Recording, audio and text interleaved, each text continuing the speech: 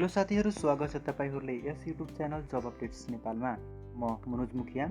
आजको यस भिडियोमा म बताउने छु साथीहरू, यदि तपाई बिरामी हुँदाखेरि निवेदन चाहिँ कसरी लेख्ने, बिरामी बिदा पाउ बारे निवेदन कसरी लेख्ने। ल साथीहरू, आजको यस भिडियोमा जानौला बिरामी बिदाको बारेमा निवेदन कसरी लेख्ने। ल साथीहरू, जाम अब भिडियोतर्फ। 81 मिति चाहिँ 2081 साल 5 को महिना 30 गते र यहाँ मैले विद्यालयको लागि लेखिरहेको साथीहरू श्रीमान प्रधानाध्यापकज्यू श्री विकास माध्यमिक विद्यालय स्वर्ण 3 बारा। विषय चाहिँ बिरामी बिदा पाउ बारे। महोदय, सेवामा सबै नै नम्र निवेदन यो छ कि मलाई हिजो रातिदेखि ज्वरो रुगा खोकीले ग्रसित भएको छु। त्यसै कारणले म विद्यालयमा उपस्थित हुन सक्दिनँ। श्रीमानसँग अनुरोध गर्दछु कि मलाई मिति 2081 साल 5 को महिना 30 देखि मिति 2081, सरी साथीहरू, यहाँ मिस्टेक भएको छ, यहाँ 2081 हुनुपर्ने हो, 6 को महिना 6 गतेसम्म। यहाँ मैले यहाँ 2081 साल 5 को महिना 30 गते लिएको साथीहरू।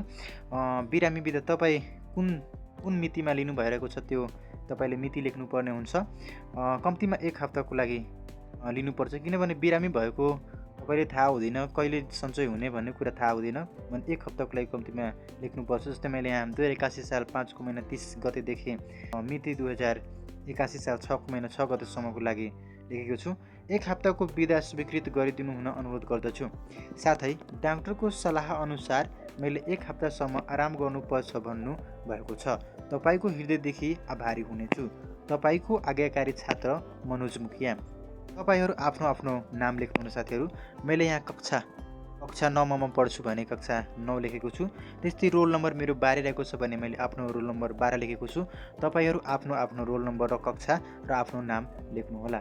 ल साथीहरू, यो भिडियो चाहिँ कस्तो लाग्यो कृपया कमेन्ट गरिदिनु होला र भिडियो मन परेमा लाइक गरिदिनु होला र यदि तपाईँ यस च्यानलमा नयाँ हुनुहुन्छ भने कृपया च्यानललाई सब्स्क्राइब गरी बेल आइकन थिच्नु होला।